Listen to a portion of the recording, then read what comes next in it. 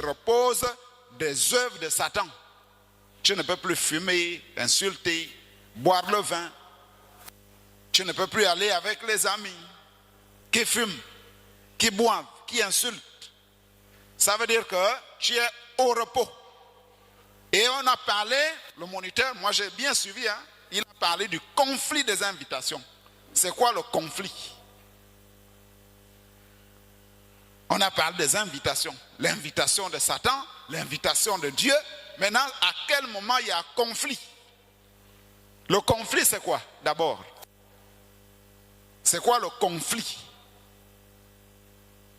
Vous n'avez pas retenu? Le conflit, c'est la querelle. C'est les problèmes. On peut dire c'est la bagarre, c'est les disputes entre Dieu et Satan. C'est-à-dire, tu es sur un chemin où on te présente à droite la parole, à gauche les choses de Satan. Toi, tu dois choisir. Et ce conflit-là se passe où? Ça se passe à l'intérieur de toi. Est-ce que je dois fumer? Est-ce que je ne dois pas fumer? Que dit la parole? Qu'est-ce que je dois faire? Là, c'est le conflit entre Dieu et Satan. C'est le conflit des invitations. Qu'est-ce que je dois prendre?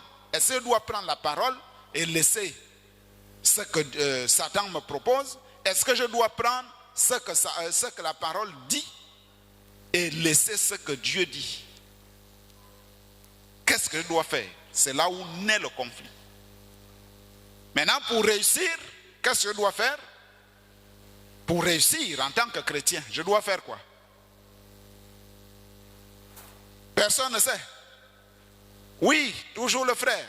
Qu'est-ce que je dois faire? Oui? Écouter la parole. Écouter seulement. Est-ce que seulement écouter la parole? On m'invite, Satan m'invite. Allons au bar. Jésus invite, il dit, un chrétien ne va pas au bar. Alors, qu'est-ce que je dois faire? Oui? Prêcher la parole. Je dois? Prêcher la parole. Oui? Je dois refuser l'invitation de Satan. Pour? Aller au ciel. Pour choisir l'invitation de qui? De Jésus. Et c'est là où j'aurai la victoire. Et là-dedans, si vous remarquez bien, il faut chercher à savoir comment vaincre. Quand j'ai deux invitations, comment je vais vaincre? Je dois étudier Satan, je dois aussi étudier Dieu. Je dois avoir les deux chemins. Le chemin de Satan, voilà ce qu'il propose. Le chemin de Dieu, voilà ce qu'il propose. Et c'est là où je choisis. Je marche selon les principes de Dieu. Je rejette les principes de Satan. C'était ça. Si vous avez bien saisi le moniteur, c'est ce qu'il voulait dire. Dans tous les résumés qu'il a fait, si vous avez bien saisi, ça va vous aider. Alors, nous commençons un autre thème. Lorsque tu es en face des invitations. Parce que tu es invité au ciel. Maintenant, quand tu es invité, il y a des choses qui t'empêchent d'aller au ciel. Qui peut me dire, par exemple, ce qui peut t'empêcher d'aller au ciel? Qu'est-ce qui peut empêcher le chrétien d'aller au ciel? Oui? Là-bas? Oui? Ce qui va t'empêcher d'aller au ciel, tu ne dois pas mentir, tu ne dois pas voler, tu ne dois pas insulter. Qu'est-ce qui peut t'empêcher d'aller au ciel? Qui peut répondre à cette question? Oui? Le péché. Le péché. On acclame, on acclame. C'est le péché qui peut nous empêcher d'aller au ciel. Si je pêche, je vais mourir. On a dit que le salaire du péché, c'est la mort. Et la mort, c'est la mort spirituelle qui t'amène en enfer. Alors, qu'est-ce qui fait que je puisse pécher lorsque je suis invité au ciel?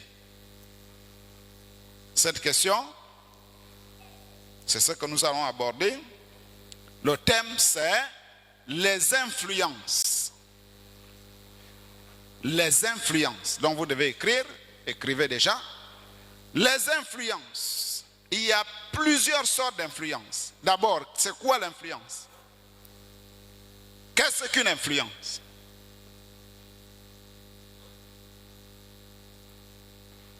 Oui? Il y a un doigt là-bas. C'est quoi l'influence? C'est de copier une mauvaise chose. Copier une mauvaise chose. Oui, c'est déjà ça. L'influence, c'est quoi? Oui, le frère? C'est quoi l'influence? C'est quelqu'un qui t'amène au péché. Quelqu'un qui t'amène au péché. On va dire qu'il t'a influencé. Par exemple, tu veux manger ou bien tu veux prier. Mais il y a quelqu'un qui amène sa musique du monde, il met. Après, tu oublies de prier et tu te retrouves en train de danser avec lui. Donc, qu'est-ce qu'il a fait? Il t'a influencé. Alors, qui peut me donner au moins 2 ou 3 influences que les chrétiens subissent? Oui. L'influence de Dieu. L'influence de la parole. L'influence de la parole. Oui. L'influence des péchés. L'influence des péchés. Oui. Quelle autre influence? Le chrétien peut subir l'influence de la parole ou l'influence du péché. Qui peut ajouter? Toujours le frère? Oui, il y a un doigt là-bas.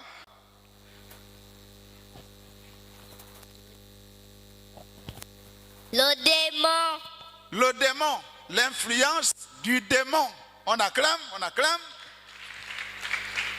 Donc le démon peut influencer. Quoi encore?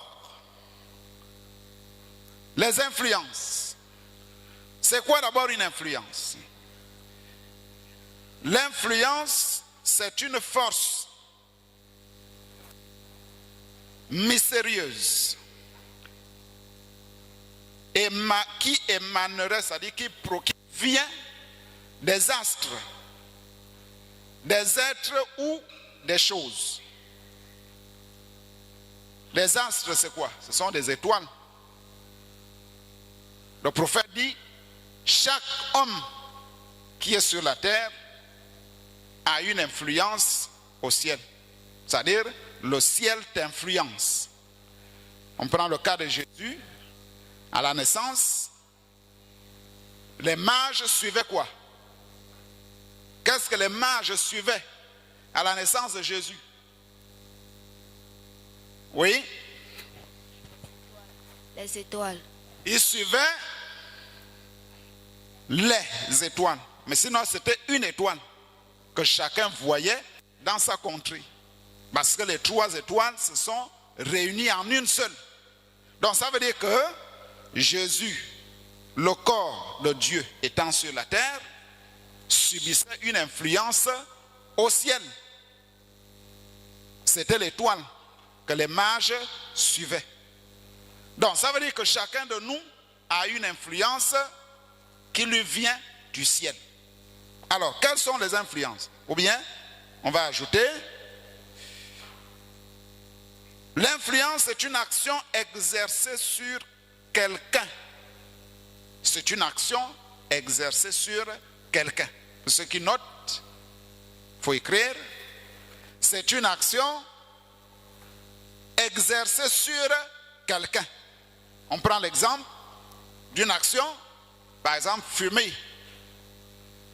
On a dit, un chrétien ne marche pas avec les païens. Mais toi, tu marches avec le païen qui fume.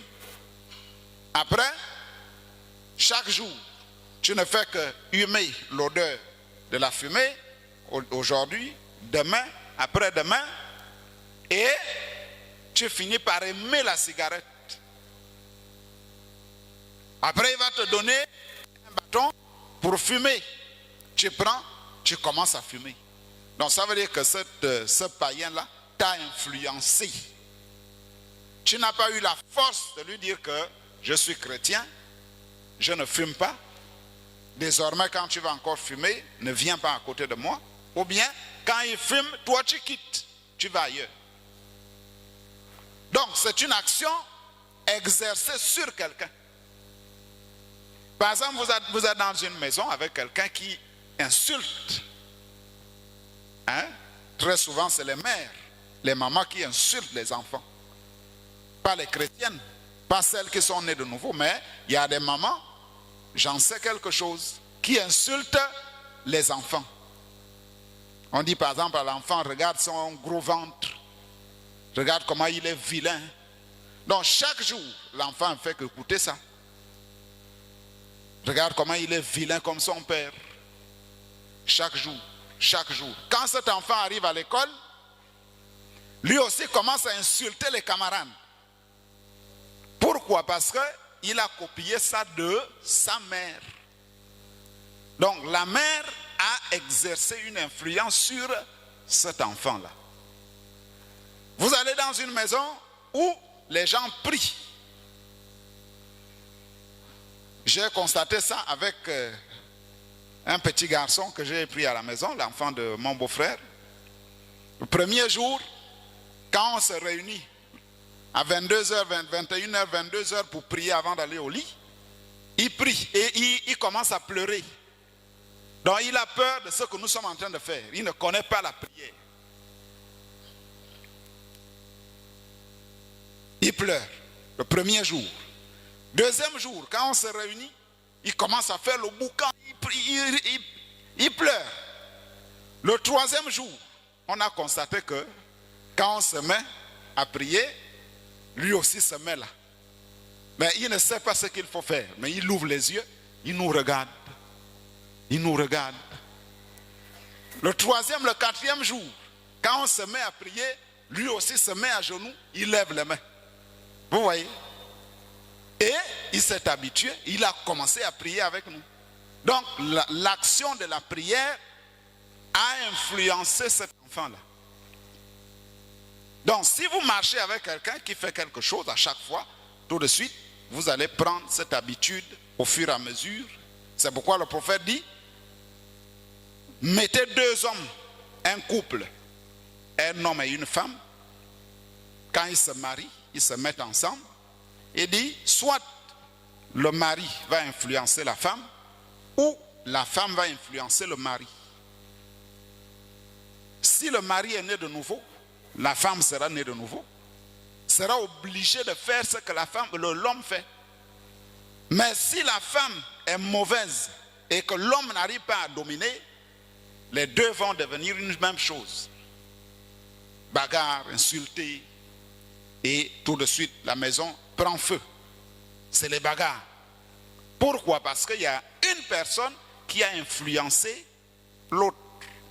On acclame le Seigneur Jésus. Alors, Quels sont les types d'influence? Nous avons l'influence, nous avons la haine, par exemple, les injures, nous avons les querelles. Par exemple, une maison où les gens se battent, les enfants vont devenir des bagarreurs. Une maison où les gens regardent les séries télévisées, les enfants vont faire ce qu'ils voient à la télé. On voit dans la série et ce que l'homme et la femme sont en train de faire. L'enfant regarde et quand il va se retrouver à l'école, il va commencer à pratiquer ça. Pourquoi? Parce que la télévision a influencé l'enfant. C'est à cause de ça que le prophète dit que la télévision est devenue une malédiction. Pourquoi? Parce que ce qu'on regarde n'est plus censuré. Déjà même ceux qui sont là-bas, ce n'est pas des chrétiens nés de nouveau. Sinon, ils devaient dire les séries on n'aimait pas. Les films d'action, là où on coupe les têtes des gens, on n'aimait pas. Quand le film de Tarzan est arrivé, les enfants se sont fait mal. Parce que les enfants voulaient faire comme Tarzan. Un enfant qui se met là-bas, il saute, il veut aller de l'autre côté. Et il tombe ici, le cou se casse.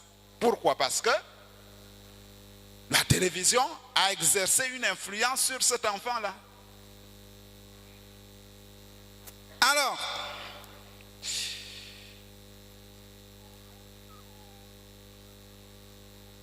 par exemple, l'influence de l'éducation sur la personnalité, l'influence de la mode.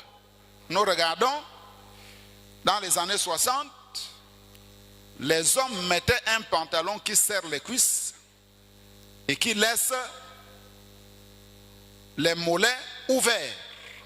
Mais aujourd'hui, on remarque que les pantalons sont maintenant gros en haut, petits en bas. Il y a même des pantalons qui serrent les cuisses.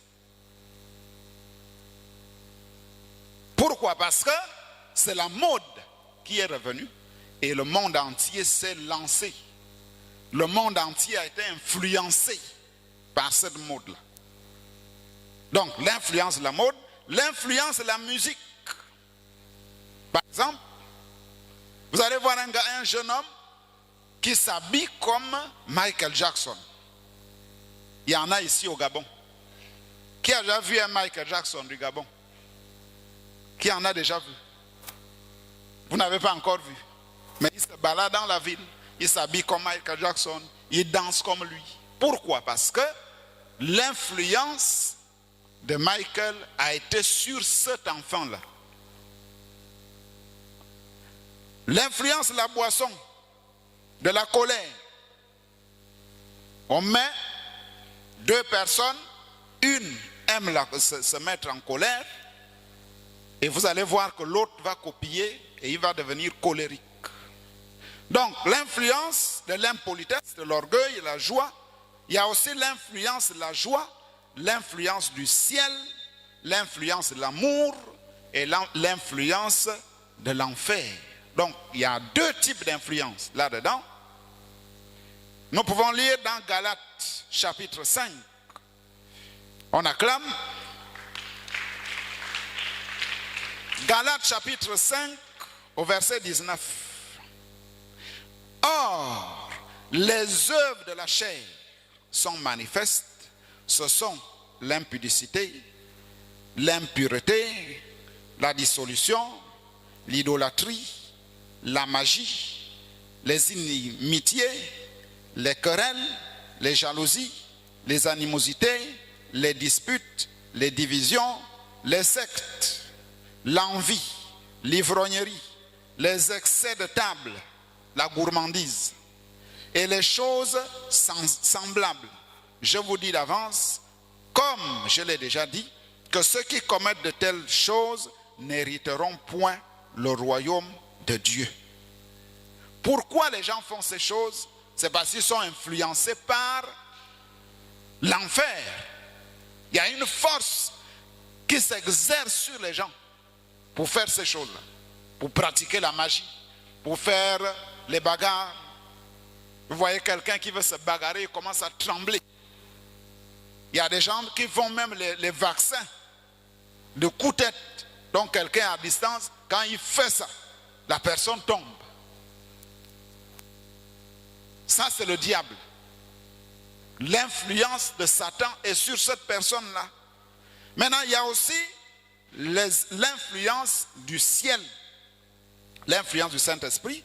Nous sommes toujours dans Galates chapitre 5, verset 22. Mais le fruit de l'esprit, c'est l'amour, la joie, la paix, la patience, la bonté, la bénignité, la fidélité, la douceur, la tempérance. Au verset 23, la loi n'est pas contre ces choses. Ceux qui sont à Jésus-Christ ont crucifié la chair avec ses passions et ses désirs. Si nous vivons par l'esprit, marchons aussi selon l'esprit. D'où viennent ces choses? Ces choses viennent de l'influence du Saint-Esprit. Quand le Saint-Esprit est sur toi, tu es obligé d'avoir l'amour, la paix, la joie. Quand tu es quelque part, les gens sont autour de toi, vous racontez sur la parole. Ce n'est pas sur les films, ce n'est pas sur les dessins, sur Sangoku, sur les non, sur la parole de Dieu. Donc ça veut dire que tu es influencé par le ciel. Alors, nous avons introduit notre thème. Le sujet de ce matin, c'est l'influence à la naissance. L'influence à la naissance, c'est-à-dire quand tu nais, quelle est l'influence que tu reçois? Quand tu viens au monde, maman t'accouche à l'hôpital, dès que tu sors du ventre de maman, il y a un esprit qui rentre en toi. Est-ce que cet esprit t'amène à vivre la parole? C'est ce que nous allons voir. Est-ce que cet esprit t'amène à faire les choses du monde? Prenez un exemple d'un petit garçon qu'on n'a jamais appris la bagarre. Personne ne lui a montré comment on met les coups de poing aux gens, comment on mord les dents. Mais arrachez-lui un morceau de pain. Il est en train de manger. Faites un peu l'expérience. L'enfant est en train de manger. Tu sens qu'il a vraiment faim. Arrache un peu son morceau de pain. Qu'est-ce qui va se passer? Qui peut me dire? Qu'est-ce qui va se passer? Oui? Bagarre. Qu'est-ce qui va se passer? Oui? Il va se passer la bagarre et puis il va pleurer. Il va pleurer et il va faire la bagarre. Cet enfant-là va se déchaîner sur toi. Il va venir te mordre. Il va venir te frapper. Il y a un qui peut même se jeter au sol. Il commence à faire les mouvements.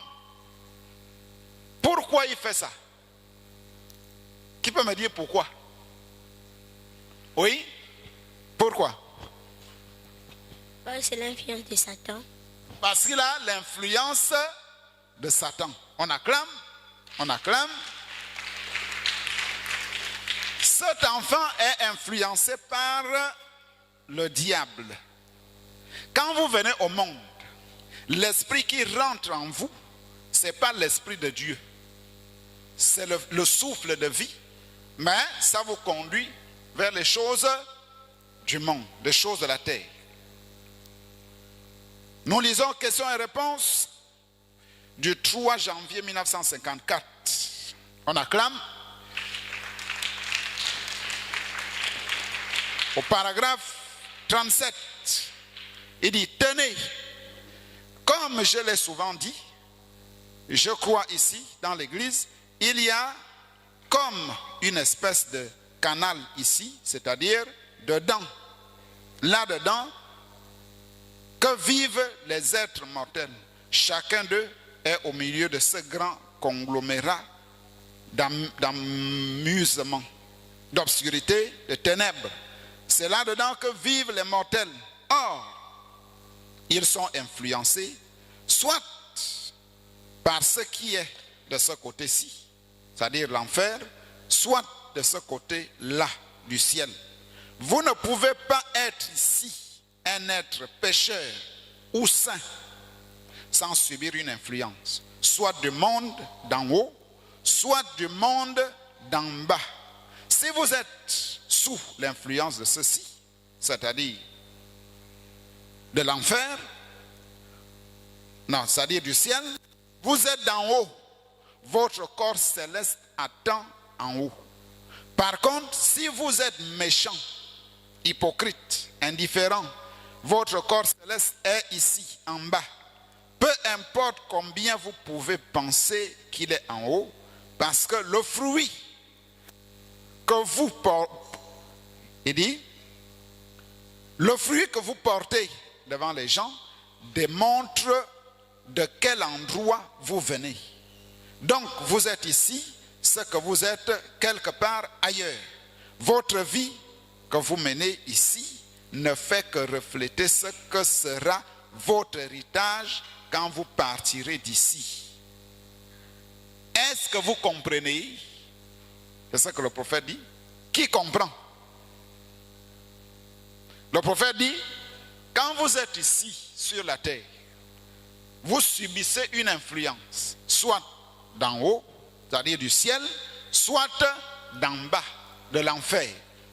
Il dit, les fruits que vous portez, si vous êtes méchant, hypocrite, indifférent, bagarreur, vous insultez, on vous conseille, vous ne comprenez rien, maman parle, vous tapez la porte, vous partez. Si vous êtes comme ça, le prophète dit, vous ne faites que refléter ce que vous êtes de l'autre côté. C'est-à-dire, si vous mourrez, la manière que vous vivez ici, c'est ce que vous êtes de l'autre côté. C'est-à-dire, vous allez directement en enfer. Si tu es méchant, hypocrite, indifférent, quand tu meurs, tu vas en enfer. Mais si tu as l'amour, la paix, la longanimité, la patience, les fruits du Saint-Esprit qu'on a lu dans Galates, il dit, si vous mourrez, vous allez directement au ciel. Il dit, vous ne pouvez pas être un être vivant, mortel, ici sur la terre, sans subir une influence. C'est à cause de ça que, quand vous venez à l'église, à l'école du dimanche, chacun doit examiner sa vie. Est-ce que j'ai encore la colère? Est-ce que j'ai encore les insultes? Est-ce que j'ai la convoitise? Est-ce que j'ai l'incrédulité? Est-ce que je crois même à la parole qu'on prêche là? Tu examines. À partir de là, quand tu trouves des erreurs, tu pries. Si tu vois que tu es toujours colérique, tu pries. Si tu vois toujours que tu as peur, il y a des gens qui ont peur. Ils ne peuvent même pas rester dans une maison seule. Le prophète dit que si vous avez peur comme ça, il dit c'est la preuve même que vous n'êtes pas sauvés. Si vous avez tellement peur, ça veut dire que votre influence vient de l'enfer et vous n'êtes même pas sauvés. Vous devez prier pour que cette peur-là quitte. Parce qu'un chrétien, c'est quelqu'un qui se repose. Quel que soit ce qui arrive, il est en sécurité. Comme disait le prophète disait qu'il a l'assurance. Et sa femme lui demande, mais de quelle assurance parles-tu? Moi, je ne vois pas les papiers ici, que tu as une assurance. Il dit, non, j'en ai. C'est l'assurance bénie, l'assurance du ciel. C'est-à-dire que Branham était sûr que quelle que soit la minute où il quitte ici, il se retrouve au ciel. On acclame. Alors, l'influence à la naissance. La pierre de naissance. On ne va pas aller dans les détails, trop loin, mais nous voulons démarrer avec ça. La pierre de naissance. C'est quoi la pierre de naissance? Qui peut me dire ce que c'est une pierre de naissance? Parce qu'on parle de l'influence à la naissance. Quand vous naissez, c'est quoi une pierre de naissance? Qui a déjà entendu parler de pierre de naissance? Qui a entendu parler? Personne. Et pourtant, le pasteur a prêché sur les pierres de naissance. Chacun devait quand même demander à son parent, c'est quoi ma pierre de naissance?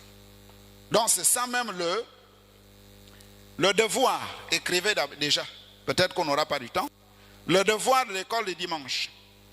Première question, quelles sont les 12 pierres porte-bonheur? Écrivez. Vous allez donner aux autres dehors. Ceux qui savent écrire, écrivez déjà. Quelles sont les 12 pierres de naissance? Première question. Deuxième, de quelle pierre correspond à ta naissance? C'est-à-dire chacun de vous ici ce matin, quelle est la pierre de naissance qui correspond à ta naissance? Il y a 12. Vous allez voir les parents, vous allez consulter le tableau des pierres de naissance. Chacun doit savoir que ma pierre, c'est par exemple le diamant, c'est par exemple le topaz, c'est par exemple l'escarboucle ou bien l'émeraude.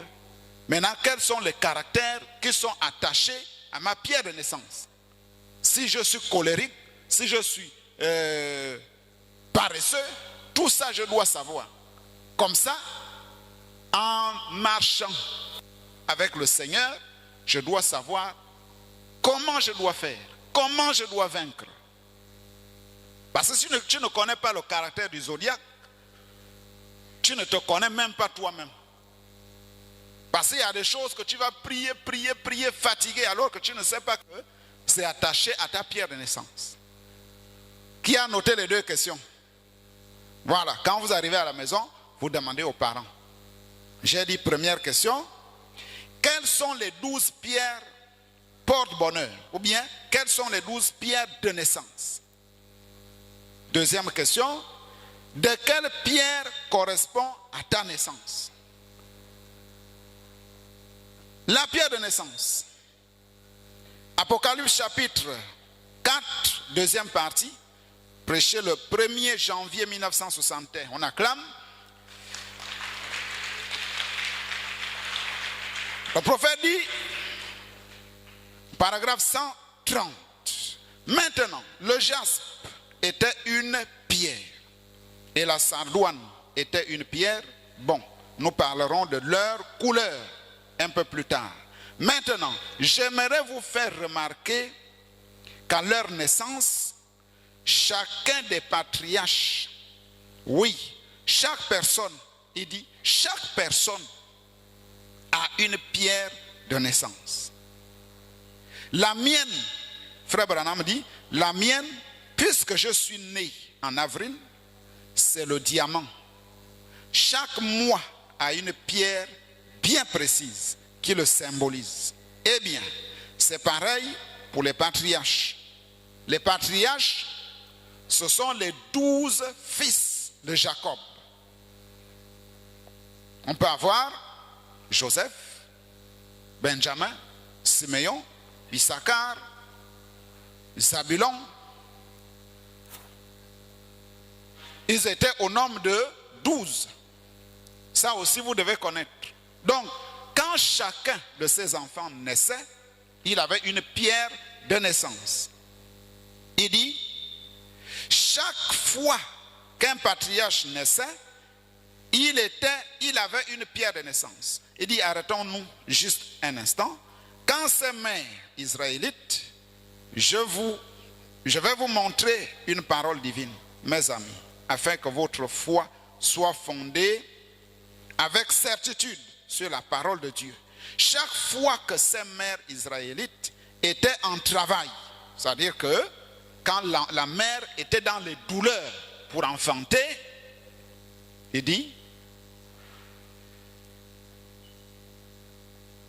les mots même que la mère prononçait au cours de l'accouchement donnaient à cet homme le bébé qu'elle avait enfanté, son nom, et indiquait sa position géographique en Palestine, le lieu qu'il occuperait à la venue du Seigneur, les douleurs de l'enfantement de cette mère comme Ephraïm, qui signifie sur le bord de la mer.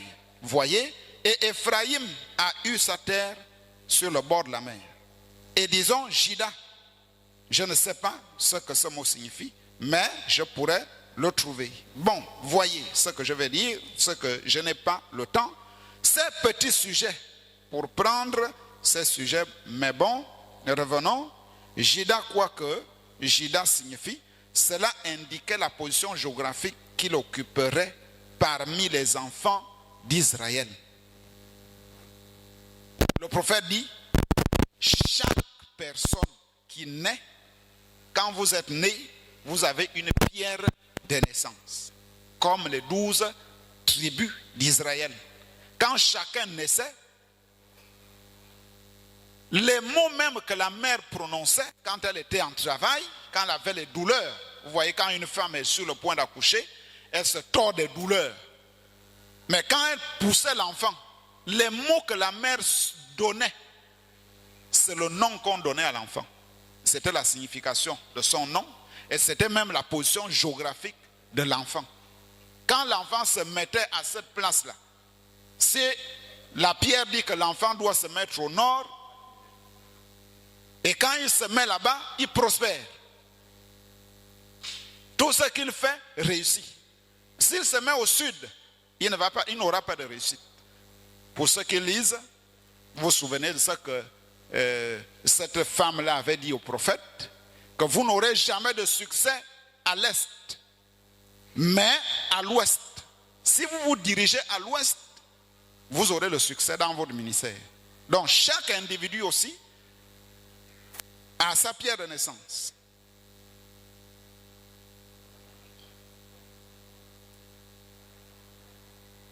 Alors, votre nom, nous parlons du nom, rapidement. L'âge de l'église de Thyatire, prêché le 8 décembre 1960. On acclame. Nous avons vu que votre nom, chacun a un nom. Qui a un nom? Levez la main. Voilà, chacun de nous a un nom. Le prophète dit, nous avons vu que votre nom a une influence sur votre vie. Si vous vous appelez par exemple, dans votre langue, si vous vous appelez démon, mais vous ne savez pas que le nom que vous portez là, c'est démon. Ça veut dire à chaque fois qu'on va appeler démon, tu réponds. Démon, tu réponds. Mais votre vie va devenir démon. Les actes que vous allez poser, c'est des actes de Satan. Donc chacun doit savoir la signification de son nom. Dans l'âge de l'église de Smyrne, du 6 décembre 1960, au paragraphe 47, on acclame. Maintenant, une église, bon, le nom d'une église correspond à la nature de son caractère. Par exemple, nous ici, nous sommes le plein évangile, donc nous croyons à toute la parole. Il dit le nom d'une église correspond à son caractère. On va aller plus loin, paragraphe 88. C'est pareil pour votre nom. Il se peut que vous ne le sachiez pas, mais c'est le cas. Oui, bon, vous dites, c'est de la numérologie. Non, ce n'est pas ça. Quand Jacob est né, on l'a appelé Jacob, ce qui signifie supplanteur, c'est-à-dire menteur. Mais quand il a lutté avec l'ange, Dieu a changé son nom à Israël, c'est-à-dire prince de Dieu. Pas vrai? Saul était Tars. Paul était Saul de Tars, un homme méchant. Mais quand il est venu à Jésus, on l'a appelé Paul. Le nom Simon. Mais quand il est venu à Jésus, on l'a appelé Pierre. Une pierre. Oui, monsieur. Votre nom correspond à ce que vous êtes. Il a un impact sur votre caractère. Donc, tu dois connaître la pierre de ta naissance, tu dois connaître la signification de ton nom.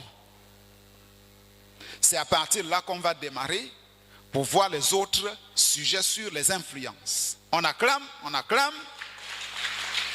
se lève, nous allons prier.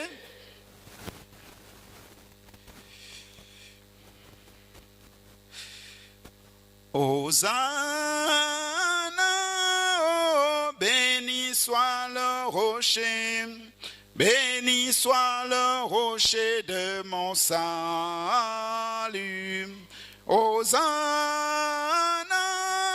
oh, béni soit le roc, béni soit le rocher de mon salut. Jéhovah Shalom est son nom, car il nous donne de la paix. Jéhovah Shalom, Jéhovah Shalom est son nom, car il nous donne de la paix. Hosanna, oh, béni soit le roc, béni soit le rocher de mon salut. Dieu, notre Père Céleste, nous te bénissons ce matin pour cette parole que nous venons d'écouter, Seigneur. Nous avons besoin que tu nous accompagnes pour que nous puissions vivre cette parole. Seigneur Jésus, donne la sagesse, l'entendement à tes enfants pour que nous puissions changer, Seigneur Jésus. Accompagne-les, bénis les dîmes et les offrandes et la sortie au nom du Seigneur Jésus-Christ. Amen. Hosanna, oh, béni soit le roi, béni soit le rocher de mon salut. Hosanna, oh, béni soit le roi, béni soit le rocher de mon salut. Shalom, Église du Dieu vivant. Nous avons commencé un thème ce matin que nous avons intitulé les influences. Comme premier sujet, nous avons vu l'influence à la naissance. Quand l'enfant naît, l'influence qui vient sur lui. Comme première leçon, nous avons vu que chaque enfant qui naît reçoit une influence. Comme référence biblique, nous avons lu dans Job chapitre 38, du verset 32 au verset 33. Nous avons aussi lu dans Galates chapitre 5, du verset 19 à 23. Comme référence du message, nous avons lu dans Questions et réponses de 1954, prêché le 3 janvier, au paragraphe 37, là où il est dit que la vie que vous menez ici sur la terre est sous l'influence soit du ciel ou de la terre. Nous avons aussi lu dans Apocalypse chapitre 4, deuxième partie, paragraphes 130 et 131.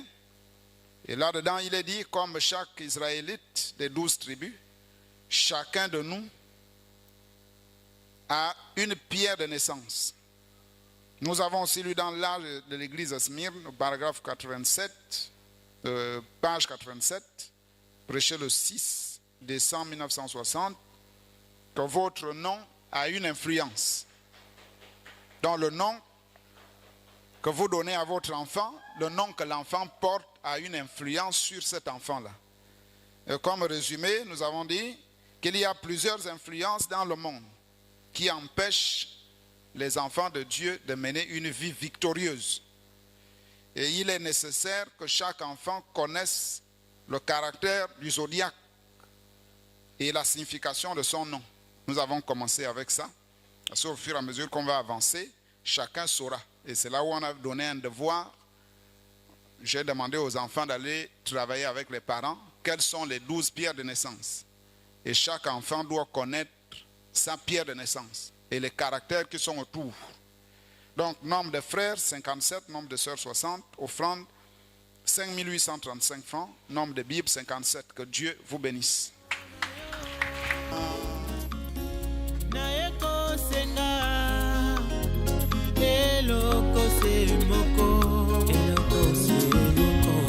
ekosenga